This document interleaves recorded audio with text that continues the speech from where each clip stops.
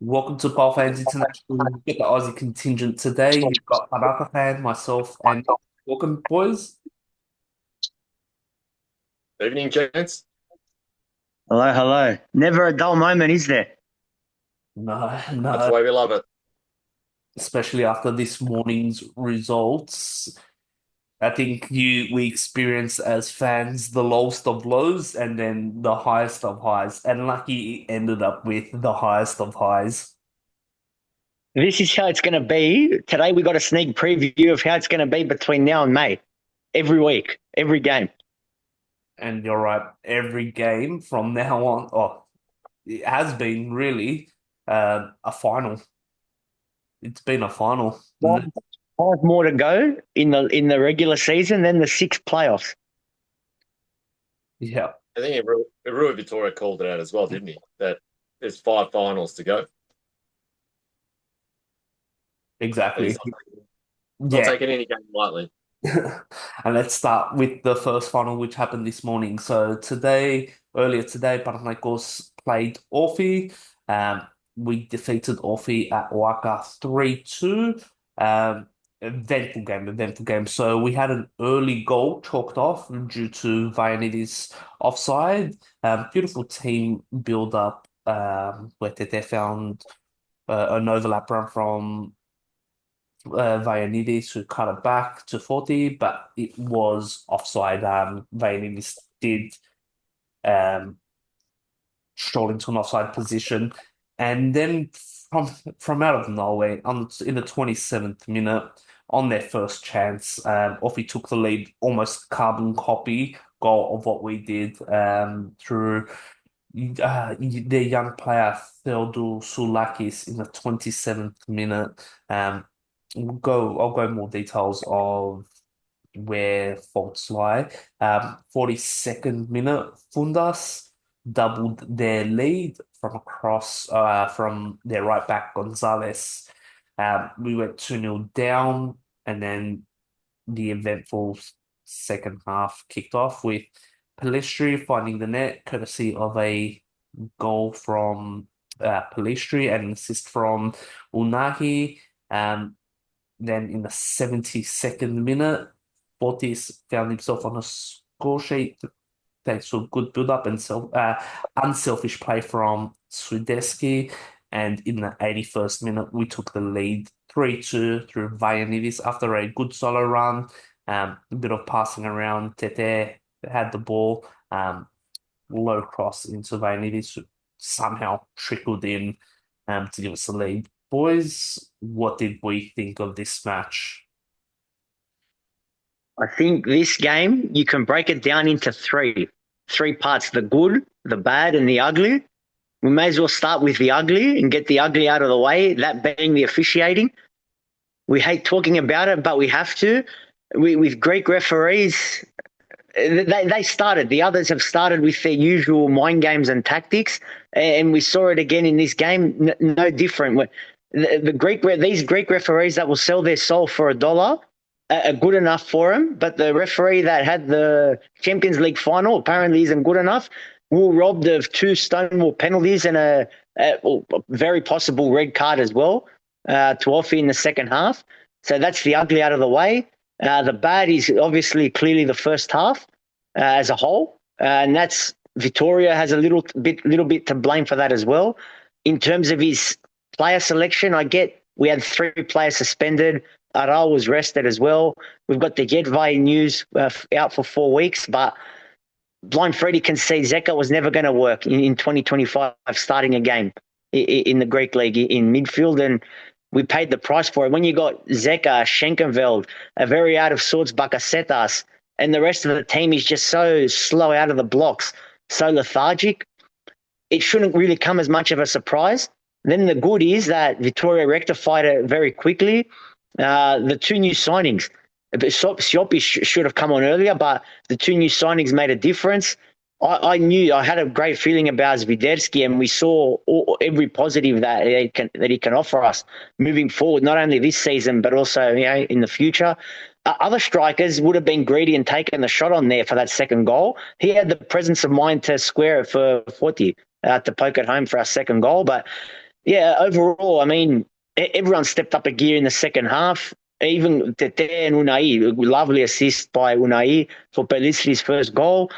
Bellistri probably deserved man of the match overall. I would say 40 also comes pretty close as well, but Bellistri edges it for me because he was the more consistent across the two halves when most had a stinker in that first half. And that right side, I wax lyrical about it every time I'm on. When you got Tete and Botmia in that mood and Vayanidis arrived back to find himself in that position inside the 6-yard box to poke home the winner. That's what you love to see. So great. That's a champion mentality. A 2-0 down, it didn't look good, but full credit to the boys for turning it around. I think Nick, you made a lot of great points, summed it up well. I won't try to repeat any of that. Probably I'll start off by saying, in honour of the legend, Mimi Domazo, that was the perfect result. And the Anatropy, the comeback, was even more fitting because it made it more special as a game and it'll last in everyone's memory. So to the general, to the legend that he is, I thought that was absolutely fitting. And, we're happy to say that he's part of our history forever moving forward. So I'll make that point. In terms of the game itself, the only comments I'll make is, yes, Zeka shouldn't have started. Yes, there was a couple of mistakes in the starting 11 as per what Victoria did. But I'm not going to be critical of him of that. And I say that because I still feel like he's discovering what works and what doesn't in his team. He's coached a few games now and his winning record's amazing. But even we ourselves sometimes aren't 100% clear on the exact starting 11. And if the rotations, if the Cup game, we've got Europe in terms of Conference League in a couple of weeks, I do feel like he has to experiment a little bit and try players out. So I take my hat off to him more that he saw it didn't work and he made 2 changes at half time. And he wasn't scared to do that at half time. And full credit and respect to him because he changed that midfield around completely by bringing Cheran on and Swiderski as well. And I think a lot of other coaches wouldn't have had the guts to do that, and he did it, and it came off brilliantly. So Victoria, if it wasn't for the memory and respect to the muzzle, I would still have Victoria as my background picture.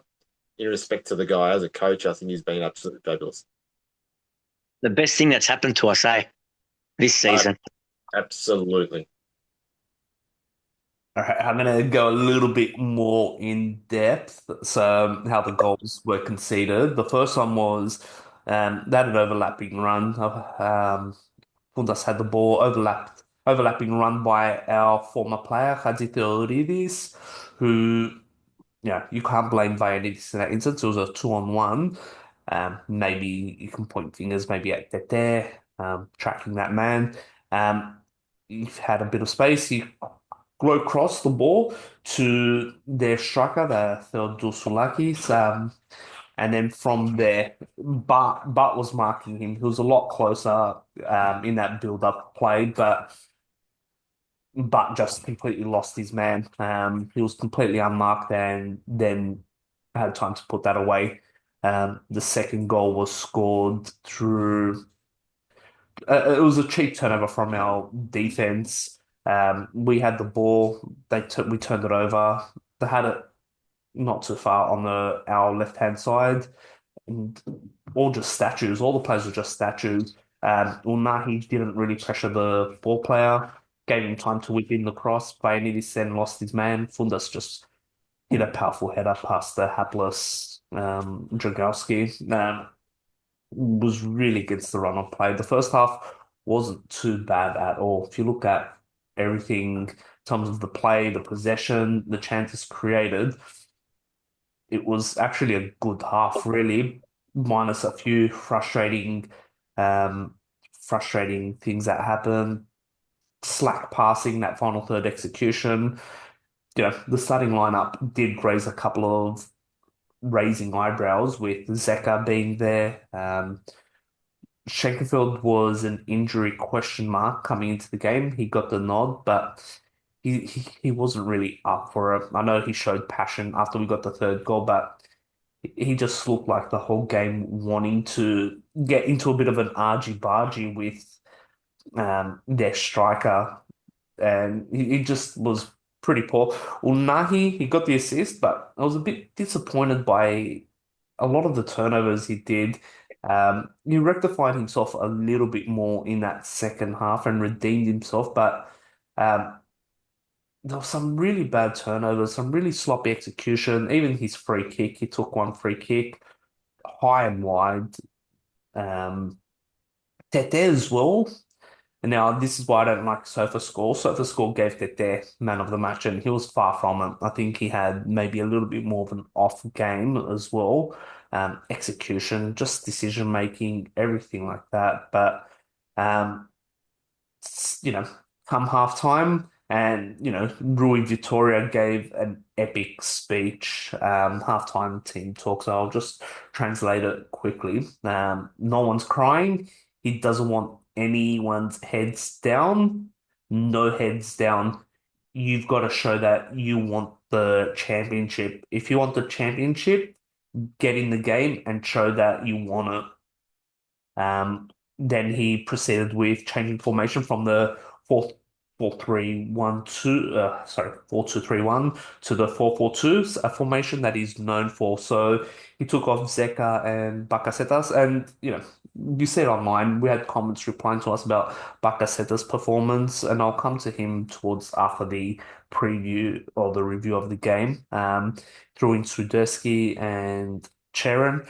I think we found a lot more pressure going forward. Like we were really wearing forward. We probably exposed ourselves a little bit more in that midfield. So you do have Cheran there that's a really hard worker. And then Unahi, not really known for his defensive efforts, but from there it was big chance after big chances. And Nick, did mention the officiating. It's just frustrating that every time we had big moments, goals scored, VAR would look deep into it, everything. Like it was like almost looking at ways they wanted to disallow it, while the two penalty instances, especially the Mladenovic one, high foot gets caught, their player doesn't even get the ball, and nothing really. That was a really shocking call, that one. Even the other one. The other one was not too bad. I think what saved Good, wasn't Hadzi there was he did get the ball. Usually those ones are given because he was a little bit late to the ball. But the for me the Mladenovic was like quite obvious, clear and obvious. And that's what was frustrating. The other one, I think the only thing that saves Katsidoridis is that he does make contact with the wall, but he does get Pelistri first. it? Yeah, exactly. You can still get the ball, but if you hit like that and follow through, forget it. Yeah. That one wasn't the Mladenovic one was quite clear and obvious. And then what led to our second goal that we scored was it was a play that built up. I think it was Vainidis found Swiderski on the break on that right hand side of the edge of the box, and then unselfishly just laid it back to Fortis for the tap in. And we had big chances. Their keeper was saving quite a few good shots that were hitting at him. Then the break came at the end when Ioannis went for a solo run, beat a couple of players, got into the box. There was a bit of passing around there. The ball found Tete, and the ball just trickled over, just went over the line for wild celebrations. Overall, thought Pelistri, the man in my picture, was fantastic. He played on the left wing, a position that many were saying we're in need of signing a player in that position. And I've called it out in previous podcasts that he can play in that position, and he passed with flying colours once again. Man of the match, everything, goal scored, and just his hustle, his speed, everything. He's really found his feet now, and he can, he's just going to really excel. He's playing with high confidence as well. Um, I thought, yeah, finally, this apart from that, you know, mistake as well that led to their second goal, I thought he was quite solid as well. Palmer Brown was good as well. Mladenovic was okay. Cheran, I thought was good coming on. He hustled a lot. He was playing a little bit more aggressive. He got carded unbelievable. He had the ball. He had his hands up. The Aussie player, without the referee not really seeing it, referee just blows a free kick and gives Charon a yellow card. It was just disgraceful officiating, and we overcame that, which is a big victory for us. So we beat Aussie and we beat the officiating as well today. There's a number of call outs and plays there. So that you mentioned that they had a great game, apart from that sort of 30-minute stretch in the first half where no one really stood up. But I think it's certainly worthwhile calling out Swiderski in terms of the half that he played, the positive contribution that he made, and the unselfish plays. He did have a shot cleared off the line as well. So half a game into his career, PanathaFan he's got an assist and he had a goal that was cleared off the line. Or that was right on the line too. So it's so good to see that contribution. But I know you mentioned Tete, and yeah, Tete is certainly hot and cold, no denying it. But when he's starting to fire and in that second half, he had the assist. He created a chance for 40 in the header, which is well saved by the keeper. So when he starts the fire, he can create goals. There's no question about that. And I think we saw that in spurts. The other call out as well, which is for the Offi goalkeeper, is one of our boys as well, former academy product. Want to leave so he can get regular playing time. So good on him. I'm happy to see that. And yeah, he played well. He did save quite a few shots, so it was frustrating for us that he did that. But for his own career, he did well. What can a win like this do now for the mentality of the squad? I think they can believe, really. 100%. 100%. From the jaws of defeat, they've come away with 3 points. We, 2-0 down. We haven't come down from 2-0 down since 2019 versus Ike, and gotten a win. And we scored 3 goals. It's not something too often that we've done. This season especially, yeah. Probably the second time. Yes. Second time. Panserikos at home is the only one I can think of. And apart from the Europe game, but in the league, yeah. And whoever, one of the Bulgarian sides in qualifying. That's it. Yeah. In the manner that we did it for the Mazos and also beating the officiating, as you boys mentioned. Yeah. And, there's a couple of call-outs in players as well. Zeka is always going to be a weird one for me. I don't think he has it in him. And where I'm a bit torn with Zeka as well is Ruben is a player that can play that similar position, can control and dictate the game and the tempo of the game. And he's been ostracized for his age. And we got Zeka there that's, I think, older than him, playing, getting game time and playing. Ruben's a leader as well. He's also a former captain. He is a leader as well. So, and I think that all started under the Alonso sort of period. So it's just kind of frustrating that Zek is getting these opportunities while Ruben really hasn't. And it's been linked that he still might exit, but I think it's been a little bit unfair. We haven't gotten to see Ruben. Yeah. And I think a lot of the call out is against Bakasetas. Yeah, look, he hasn't been playing as great. I did rate him at a month ago, one of the better players. Like, he's really surprised me, and he's a good player. Don't get me wrong. The guy hustles. The guy is a leader on the field. He's the Greek national team captain, but I just think the current setup doesn't suit him. The current style that we play is not fitting in there. We don't really have a player though that can play that 10. No, and that's something I was going to bring up later when we preview our upcoming game in midweek. Exactly that. But the other thing that you were saying with the Ruben Perez Zeka thing, how about it's been a main gripe of ours for so long, the young kids, the academy kids not getting a go. This would have been a prime opportunity for someone like Fikai to get a go instead of Schenkerveld.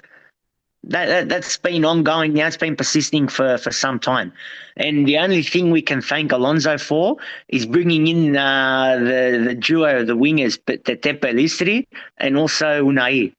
I was a bit 50-50 on Tete. I was really wrapped. We got the other two, but all three have just elevated the quality of the side big time.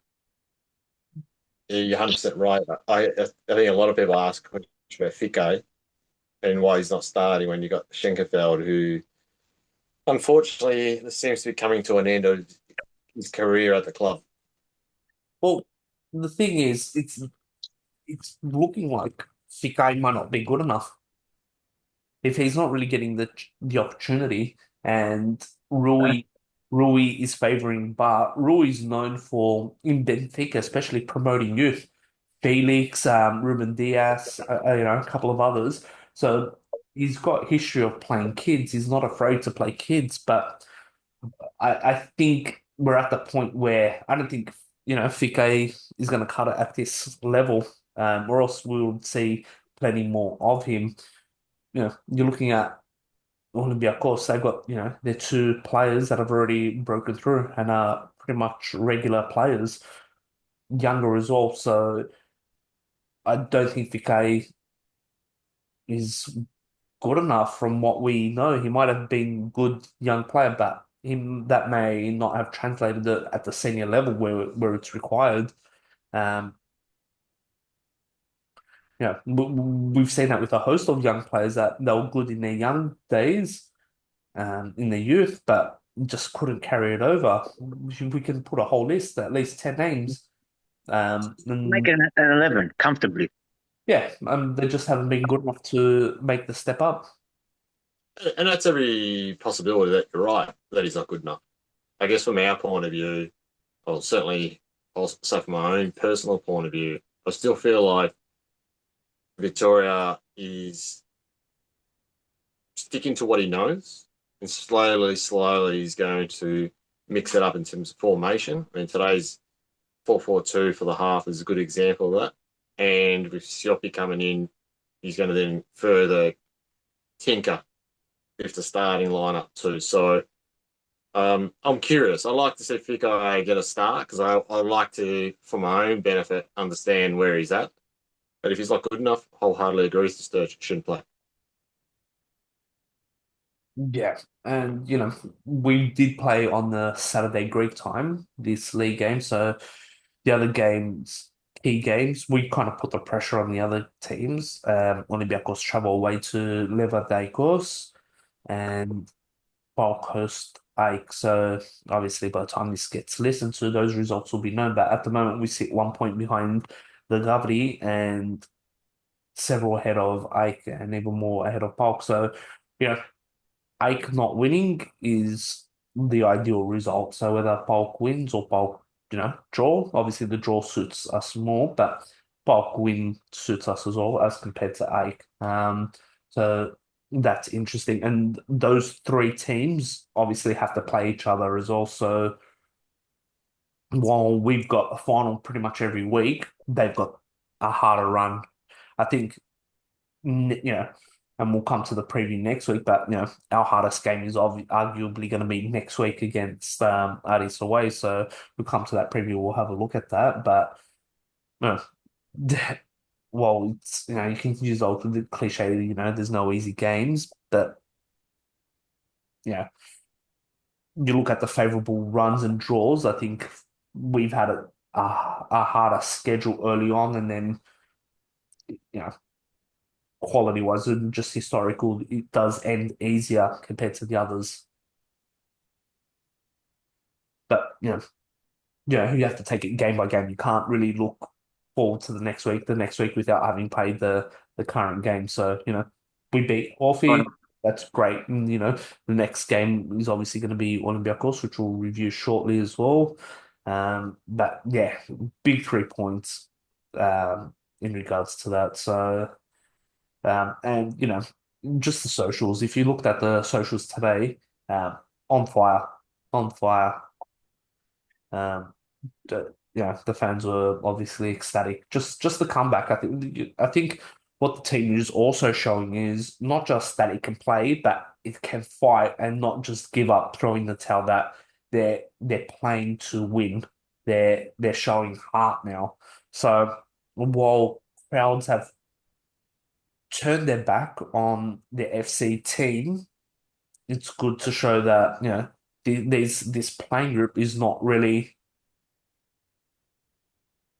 giving up. They're here to win it. So kudos to the fans that did turn up, that are still supporting it in and out. Obviously, we know there's issues within the club.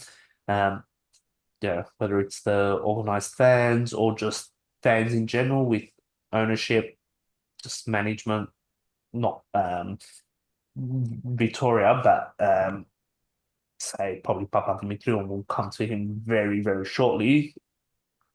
There are fans that are there for the players and for the team. So, and they're the ones that deserve the maximum respect. In saying all that, with the crowd, and we know the circumstances, the ticket prices, and all that, still got 25,000 for this one. Look a little bit more. Was it recorded as 25,000? They said just above 25. Okay. Yeah. Yeah. They're meant to there. It was, to honor the Mazos, and that's where it's a little bit of a slap on the face. They should be doing stuff for that. So that's where it's a little bit of a slap to the face. Well, we're talking about €10 tickets, five of which goes to Aris.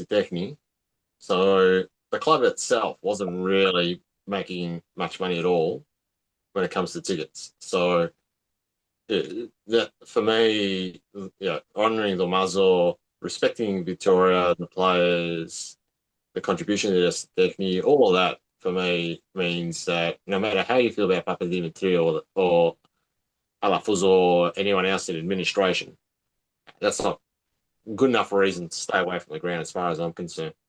I mean, it's easy for me to say on the other side of the world, but I would die to be able to go to watch the game week in, week out. And it was a Saturday as well, and wasn't a late kickoff either, Greece time. So yeah, a lot of obviously people have their own reasons. So whether we agree or not, it is their choice as well. But yeah.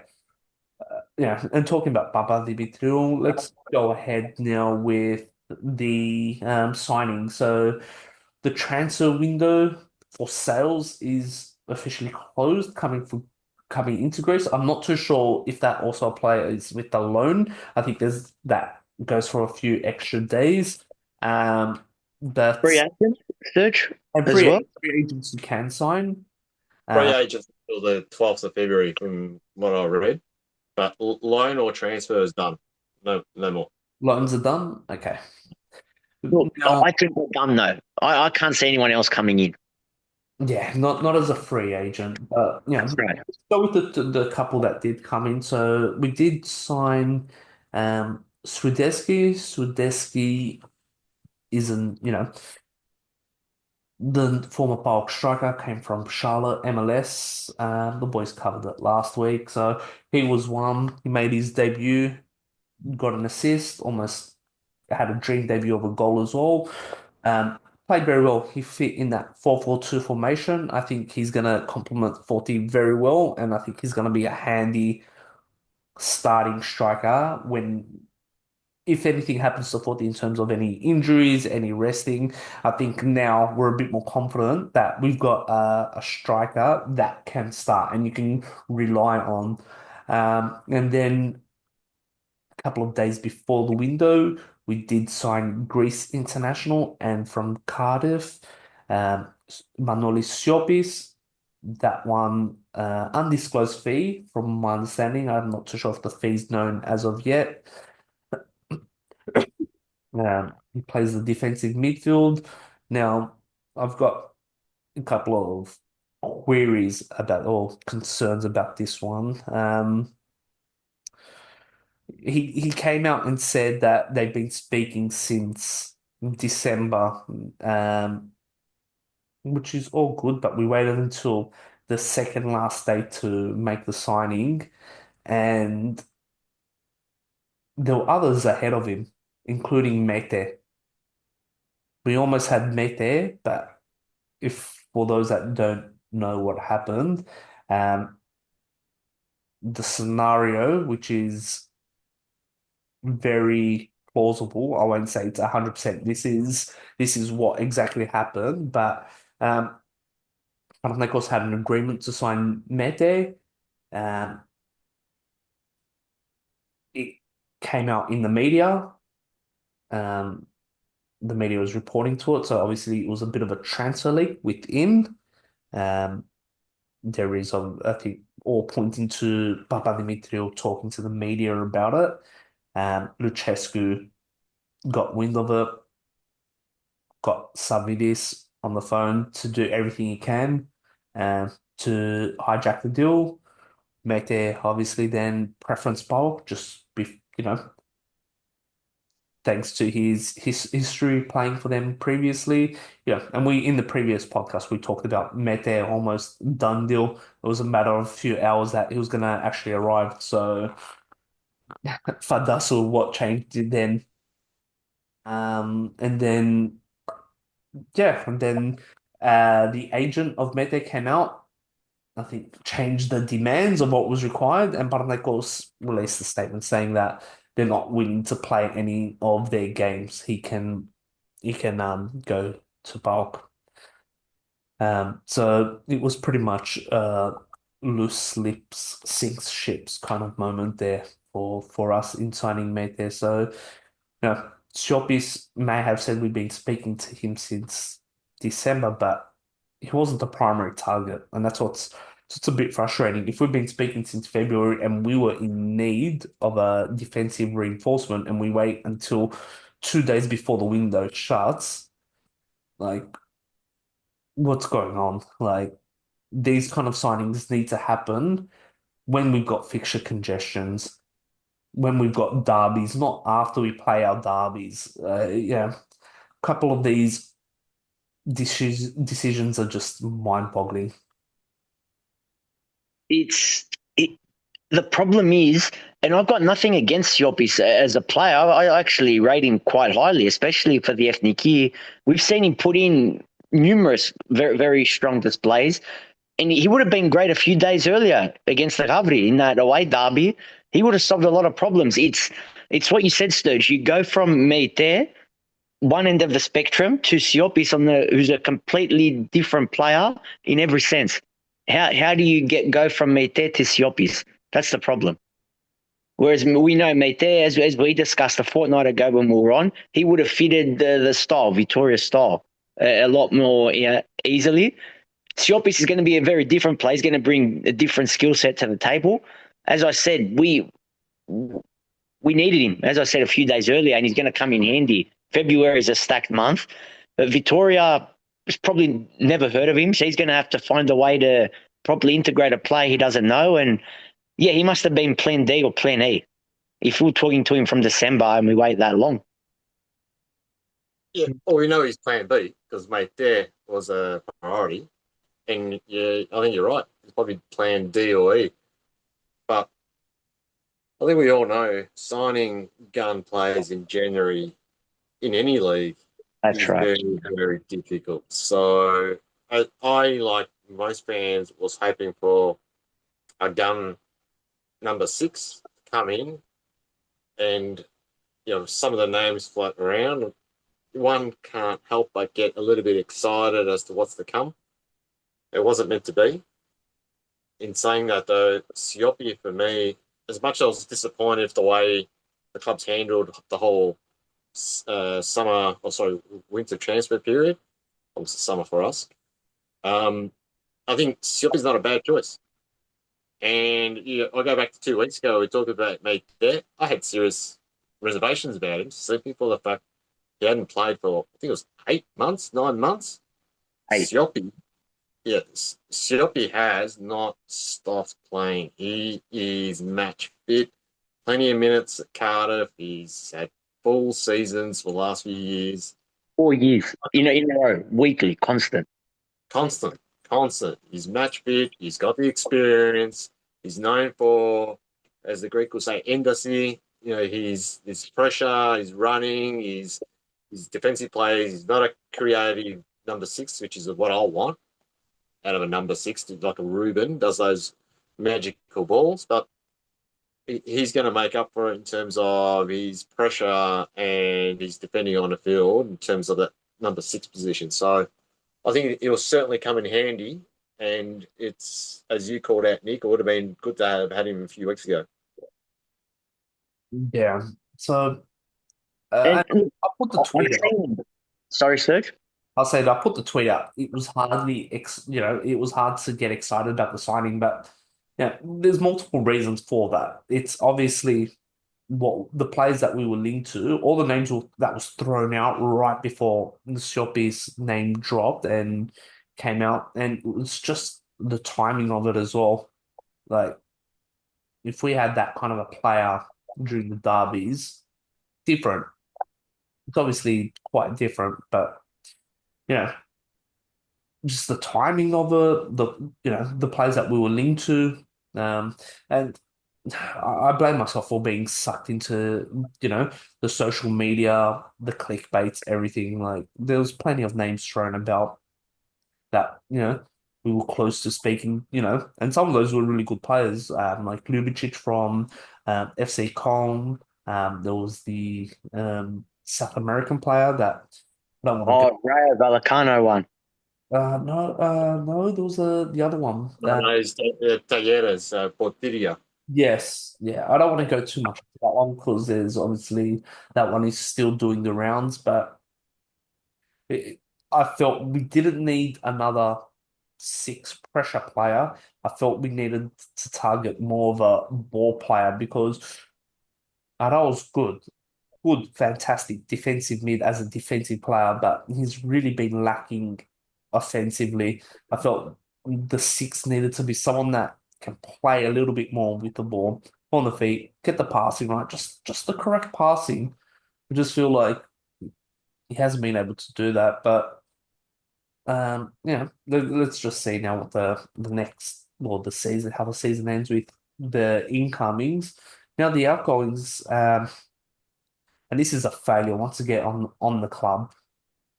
Another another couple of mutual terminations. So we had Verbic mutually terminated. We had Kleinheisler. So Verbic went to Olympiacos. Kleinheisler rumored to sign with a Hungarian club. And I think there was just like a couple of young players. Volakis, I think it is. Went to Panionios, so in Division Two. Um, yeah, once again, we failed to sell a player. I think And Flocko. there's a few. There are a few other leagues in Europe though where their transfer season hasn't closed yet. Turkey's one of them, and I know that both Vilena and Spora were linked to clubs in Turkey. Now, I'm not sure if that closes in the next day or so, so I'm not sure on the date. I think Poland as well. And I say Poland because Gruyere is rumored to be on the sites of Wisla Krakow as well. So Gruyere is a bit of a forgotten man, but he's still on our books. So we still may in the next 24, 48 hours see some movement off. But I think the ones we're really focused and concerned about is Spora and Bilena because of their sizable contracts. And I just don't see anything happening. Yeah, Last I heard is they're off.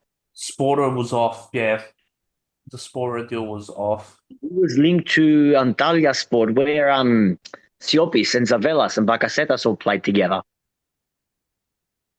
And he was apparently the one that wasn't keen on going, the player himself, Sporter. Yeah, okay. It's the problem is Klein Heisley, he's going for free, isn't he? Yeah. The two of them and Verbits, we can't get a fee for either of them. That's the big problem. And I remember saying before the window even opened, the outgoings intrigued me even more than the incomings. And Papa Dimitriou, again, your mate, has botched it, failed miserably. Well, and look, truth is that I want to say the truth is I don't know. I have no inside information, but certainly all the talk is that Siopi was not Papa Dimitriou choice. There was others. Zavella, Bacaseta, I'm sure that, not Bacasetas, but yeah, Zavella would have. Being a former teammate would have had the link. and who knows with Sadurski. Yeah, well, we know. Yeah, there was. Yeah, you're right. It was Only one, the only one Victoria was all in on, like his player that he actually suggested a name was that Mohammed Mustafa, the Egyptian striker. Yeah. The others, well, I think it's a case of what sort of player you're after. This give me a skill set, and we'll give you some names. Pick one.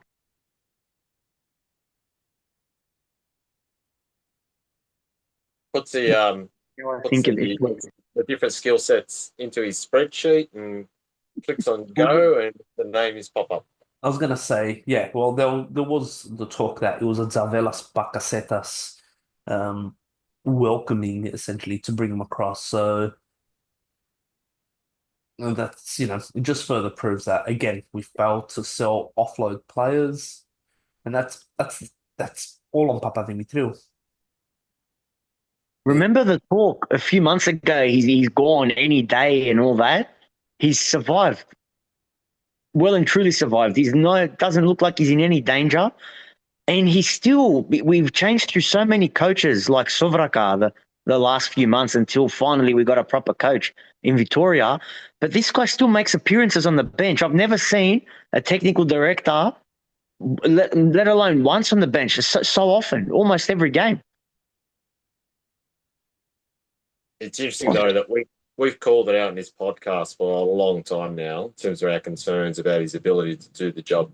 And I don't know if it's good to see, but certainly it's interesting to see that I think most of the fans now are calling for his sacking or calling out the fact that he's not contributing anything in that role. And yeah, and it was rumored, especially after the Mete deal fell, that um, Bulls was very angry. So he's still like a cockroach. He's still there, surviving. The best way to put it, cockroach.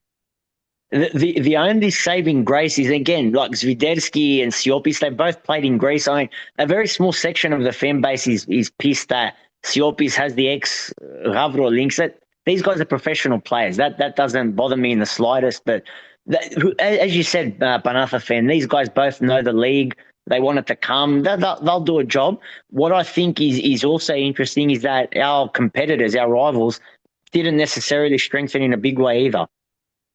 I haven't signed anyone. And they've got a new guy in, technical director, that was supposed to change everything for him.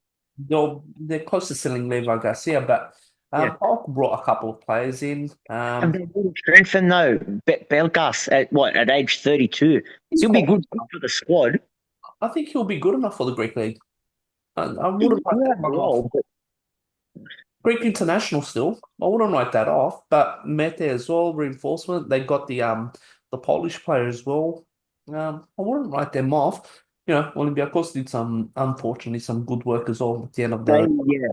They got they brought in three players. They got Bruno from the Portuguese league, who was apparently linked with Benfica and Galatasaray in the last minute. Rumored, obviously. Palma, who is a good attacking option but can't defend. They got him from on loan from Celtic, and they brought back Horta, not the gun one, but the one that was playing for them last season. So they brought him back as well. But yeah, and talking about those players and that team, we do have them in the cup, the second leg. So the first leg finished 1-1. The second leg is going to be at Karaiskakis again. So we do have that 1 day extra rest compared to them. Let's hope that the fixture congestion is catching up to them, but it's going to be, not easy. We do have probably a psychological advantage over them in the fact that they simply can't beat us, but yeah, I don't want to rest on my laurels to think, it's going to happen again. The last derby at their ground finished 1-1, but they were clearly the better team that day.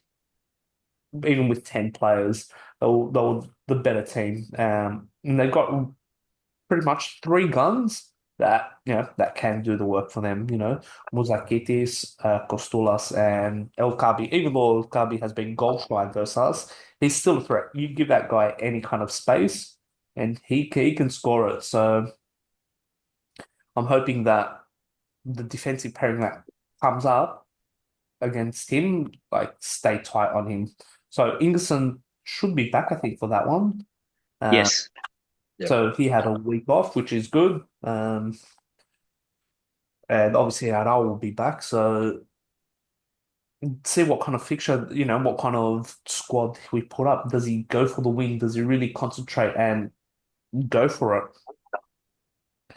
Olympiacos I, is going to be, it's tricky, this one. I mean, Aris is obviously very important, but it's what you said before. We've just got to take it game by game.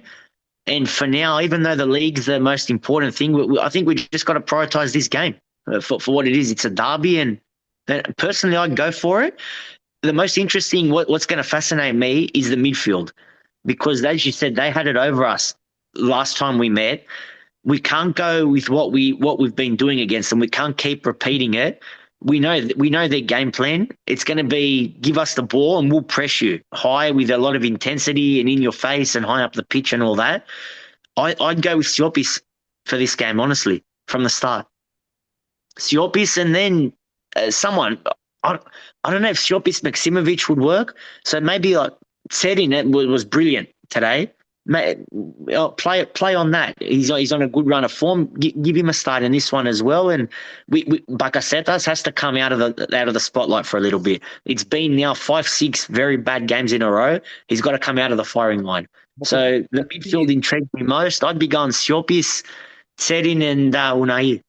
thing is, then what kind of formation do you play? Because no one else can really play that 10 sort of role.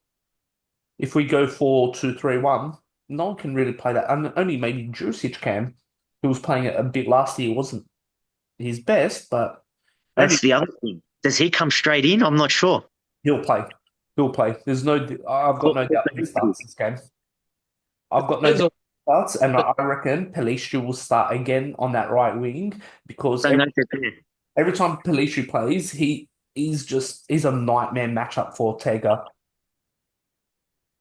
depends on what strategy Victoria adopts, because I think he got out coached in the last games against them. Mandilaba, I think, did a good job. And that's because we repeated the strategy of sitting back and playing on a counter. And I think he actually played set up the team well for that, and hence why it didn't look good at all. So if we do indeed try to do that again, absorb the pressure and play on a counter, then 100% agree that Pelistri would start on the right hand side. But at midfield, yeah, it's going to be interesting to see. And it could be a Naral Maximovic part, it could be a Chip Siopi partnership. Like I said, does he even go 4-4-2? I highly doubt it personally, but there's so many ways he can approach this. And I think that's really what's going to be the game here as to how he sets up and counters an Olympiacos team. But right now, very confident. They are pretty much in form as a whole. Yeah, I don't think it's Last time struggled. That's the other thing to note. I know it's a totally different game, but can we keep going with what we've been doing against them? I know we haven't lost, but we haven't won either. yeah, but I don't You can fight fire with fire. I don't think we need to change it up to a 4-4-2 to that extreme. Unless we're chasing the game, yeah, but there's penalties and extra time. We can probably push it out until then. There's no danger or no risk to change the formation. We're starting off as a 1-all or a 0-all because it doesn't really matter. Like there's no away goal rule, so there's no point in changing something, the formation, especially when you don't know how the game's going to pan out. I think you start off with the 4-2-3-1 and then or 4-2-3-1, yeah, and then you just see what happens from there, which players start, and then what happens from there. Because don't forget, they're going to have to rotate as well. Strong, they're playing on a strong fixture congestion as well. So Had two European games. The first leg, Levadia I'm sure is going to give them a game, and they got we said it last time, a smaller squad than us. well, yeah, they've got obviously Leverkusen, and they've got us, and then obviously they come back and host Asteras Tripolis, who are traveling very well in the Greek league. They're sitting, fifth, I believe, ahead of Aris, so they managed to jump Aris as well. So yeah, they are in for a little bit of, and Asteras Tripolis beat them early in the season 1-0. So it's not obviously, yeah, they've got obviously a lot to think about as well, how they approach this game as well. They can deploy the same sort of team like El Kabi, whatever. They can go all out, but yeah, they've got the same question marks and same things as us. Like, how do they approach this game? Do they go all out, or do they have to tinker it a bit so they can manage a squad? Because obviously we have to tinker and manage our players as well. So I don't think that starts. I do think Palistri and Jurisic will come in definitely, and then obviously Ingerson, you need to bring him in, Definitely. and then that midfield, who do you play? I think that's the big question mark. I think everyone else you can probably kind of guess. Spot on. Spot on. That's what I was alluding to before. It's the midfield that's the most intriguing in this game. Yes, I do think. Sorry, I do think Adao and Maxi do start. I really do think like I think you need that bit of a defensive sort of hustle, that defensive sort of pressure that both give as well. And that shield between the midfield and the defense. So I do see Maxi and Nadal starting. The other thing is there's only so much tactics and formations are only going to take you so far in a derby. If we come out with that slack, lethargic start like we did last time out against them, we're going to be our own worst enemy. It's Yeah. it's going to have nothing to do with Victoria or how good or bad they are. We've got to come out from the first minute a strong bloody start. Come out all guns blazing. 100% agree. Passion, determination, full of effort and energy. That's what we need. And the rest, the tactics will come into play as it wears on, but the rest will take care of itself if we come out fully in the zone. Yeah. Yeah, definitely agree with that. Yeah, last time it took 25 minutes to come into the game. So Goal down. so yeah. Look, obviously, do you guys remember what the draw is after this? After Ike, it's eight? Ike, two legs. And that's the thing. Ike are going to be taking it very seriously because they've got no Europe. Yeah. Yep. Yeah. So obviously it isn't a kind draw, obviously. No. Yeah, that really sucks. All right. So yeah, good luck to whoever progresses, because obviously I'll have a rested Ike that has everything to play for by with the Greek Cup. And then obviously we talked about the five remaining finals that we've got in the league, and we do have probably the toughest one out of all of them at the moment. If you look at it by form, by everything, it is Aris, who early in the season we did draw 2-2, I think it was, and it One. 1-1, sorry, and it was arguably one of our better performances under Alonso. It was one of his last games as well. I think So he was his last game. yeah, Oh. so artists haven't been traveling as well. Um, they led the league at one point. Remember that. So it's like the meme, the elephant on the tree, just asking how did it get up there. That's what happened with artists.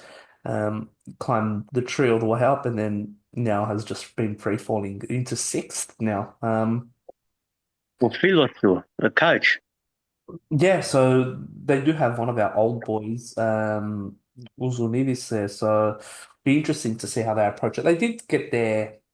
their win in the last game, their first win. But before that was a really rough patch. So um, yeah, it's going to be an interesting one, Aris. So obviously we know their dangers. We know how they're going to approach this.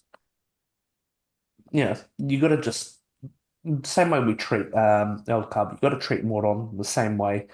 Um, he's obviously by far their best player. Has a knack for scoring goals. So we just got to be very mindful of Moron. They do have they lose. They might have that what fullback, wasn't it, to the MLS? Yeah, they lost the Spanish player to the Garcia. yeah. Yes. So yeah, so they did lose their midfielder to the MLS. They have, I think, made a couple of signings though, as well, if I recall correctly. But for the life of me, I couldn't tell you who. Well, they've got Fefadzidis starting now. You could raise question marks on how that team's going when he's starting, but on paper, like they're not. Yeah, the game is played on grass, but on paper, it's not a really good squad. But it's no doubt a tricky game going up there. We've gone all right though up there. Historically, I think we won last year. I think it was the Palacios goal. That was the difference, but um, it's yeah, it's it's gonna be a weird one to see which artist is gonna come out. Is it, we know historically they've aligned to certain other clubs in the Greek Super League. They seem to bond very well with Ike, and also historically, a little bit with, Ollie, but let's see what kind of attitude they're gonna come out, especially an old boy in Uzunidis, one of ours. Um, so we'll see what kind of attitude they do come with. Truth is that since Uzunidi's been there, they have been playing poorly. And I don't think it's a reflection on him. I think it's just a reflection on that they've had changes and he's yet to settle in. I still can't understand why they sacked the previous coach, Munzio. Um, and I know I don't know the ins and outs of what led to it, but on the field, I thought that for the squad that he had relative to the big four, he wasn't doing too badly. But if we play similar to what we played today to our strengths, I don't think we should be concerned at all about getting a win, even if it is in Hadillah. Yeah. Yeah. So yeah. Obviously we know the dangers. Moron, their midfielder, Monchu is obviously semi-decent. He's got one goal and two assists to his name. Um, just gotta be careful of him. They don't really have a whole lot. They got some water, but I don't think I think he's been more riding the bench as of lately. But we know he's a bit of a niggling sort of player. He has scored against us. I think he scored in the playoffs against us as well at Leofordo last season. So we know there are players that still can do the damage, even coming off the bench. So um, yeah, the Aris game will be interesting, and that game obviously will. So the first game, the Olympiacos game, will be played Wednesday night in Greece. Um, I was just about to ask this. So 4:30 from memory Olympiacos, isn't it, our time? AM. yeah, so 4:30 a.m. Oh, out. an artist game. And that's around what, 9? No, it's about 7:30 p.m. Greece time on Wednesday night and 4:30 a.m. in Australian Eastern Standard Time. So Sydney, Melbourne, Canberra. So 4:30 and the same time for with the artists. So artists will be Sunday night 9:30. Oh, sorry, 7:30 p.m. local time and 4:30 a.m. in Australia as well. So I knew Olympiacos. I wasn't. I thought Aris might have been 5:30 no, a.m. So no, both 4:30. yeah. So yeah, not the worst time. Um, it's a little bit more manageable. Today's game was the 3 a.m. So Setup. that one was hard to. That one I couldn't even sleep after the game with, just how buzzing it was. So yeah, more manageable times. But let's change gear and head into the basketball. So we did play two games, one EuroLeague game and one Greek League game. So the EuroLeague game was away to Milano, which was a disappointing loss, 87-75. That game was just ugly, especially from that third quarter onwards, where we had a lot of foul trouble. We didn't get our first free throw until 1 minute before halftime, so it was a really lopsided officiating there. But the foul trouble was killing us. Uh, the rebounds were killing us. They were just out rebounding us. They were just killing us early on. Um, and we just couldn't do anything about it. Our 3-point percentage just really dropped, and yeah, this was a loss that stung because Milano had a few outs as well of their better players. I think it was um, Mirotic was out and one other, and this should have been a time for us to step up. We do hold the fifth spot in the EuroLeague, so not a loss is always bad, considering how congested the table is, but we're at fifth, so which is fine. And after that, the league game, which was played similar time to the morning game as well. Sorry. We did play away to Peristeri. Peristeri's a semi-decent team. We did defeat them 99-84 on the road. Comfortable by by the standard, that in the Greek league. Chetty Osman was one of our better players as well, top scored. But Petro played not bad, Mitoglu. But I think that's what we kind of need. We need the Greek contingent to step up. I think Papa Petro, Mitoglu haven't been at their best, especially at the EuroLeague level. So they really need to find their feet in the Greek league, just build that confidence and obviously translate it to the EuroLeague where it really does matter.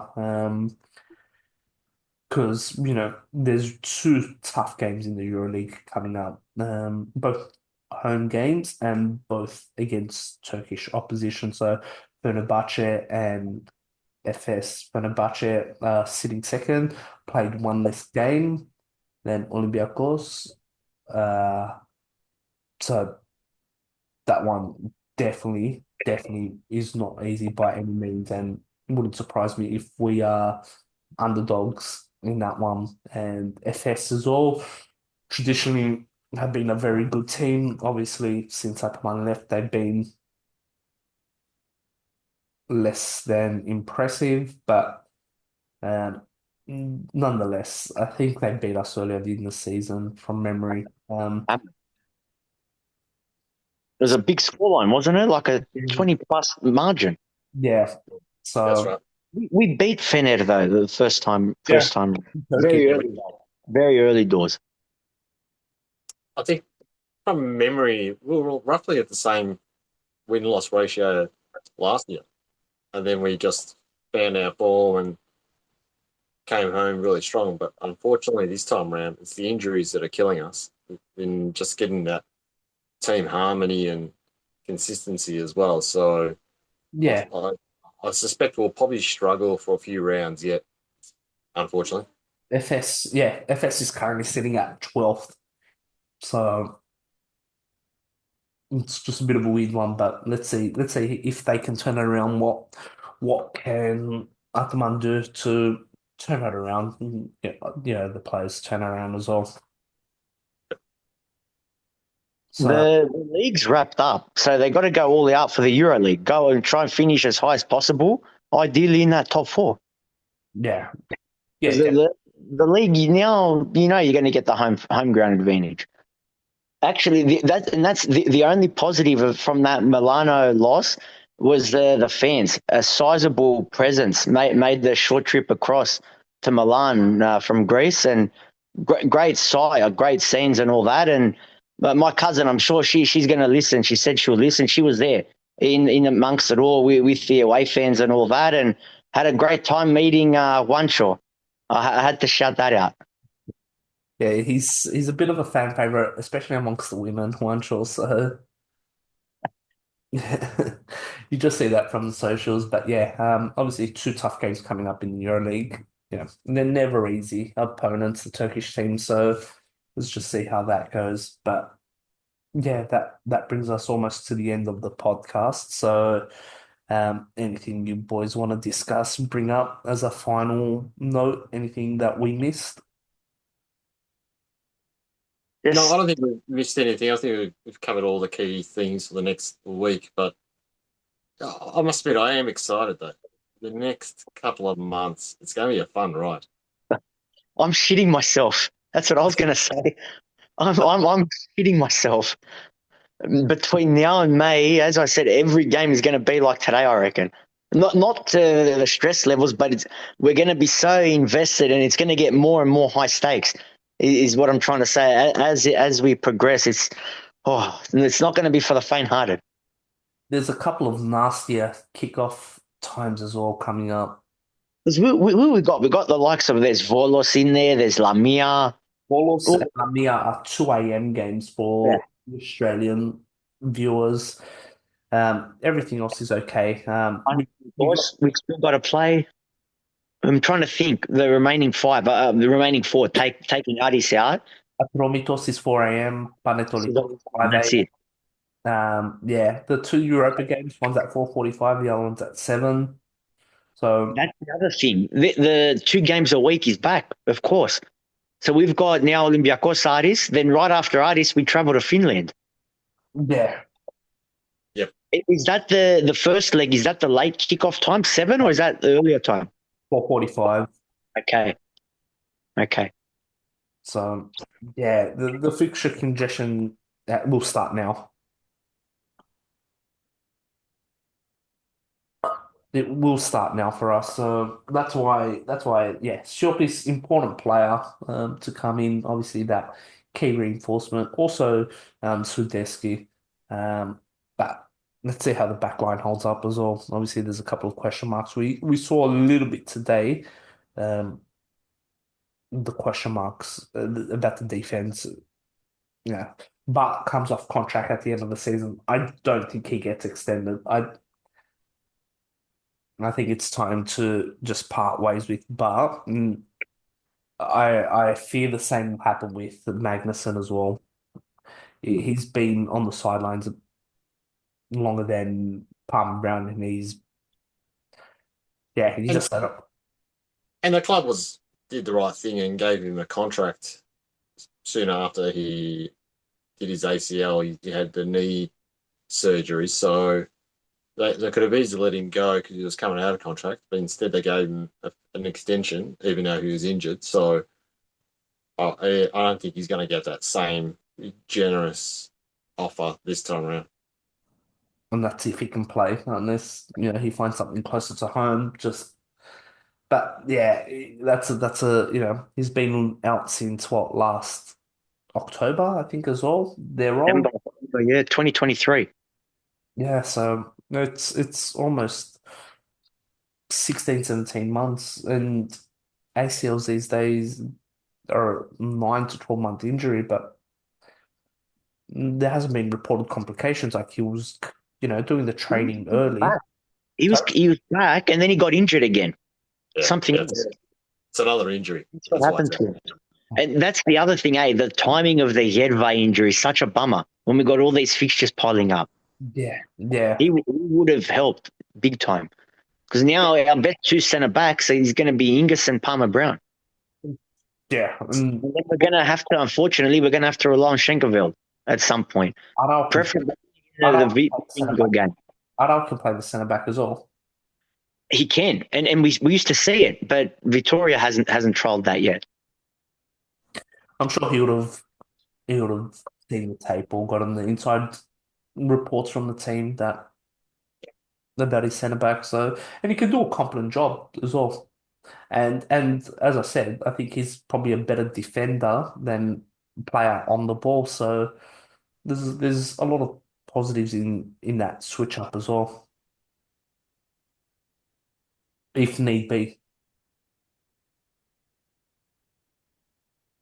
All right, boys. I think that's the end of it. And to our listeners, thank you very much. Keep your replies to us on socials, comments, even when we're doing just posts, just keep it up. We appreciate everything that is typed up. Gentlemen, once again, pleasure, like always. Met Nikki, obviously, every single game, first with the cup, and then, yeah, one step at a time. To our fans and to our listeners, thank you very much. Have a good night. See you.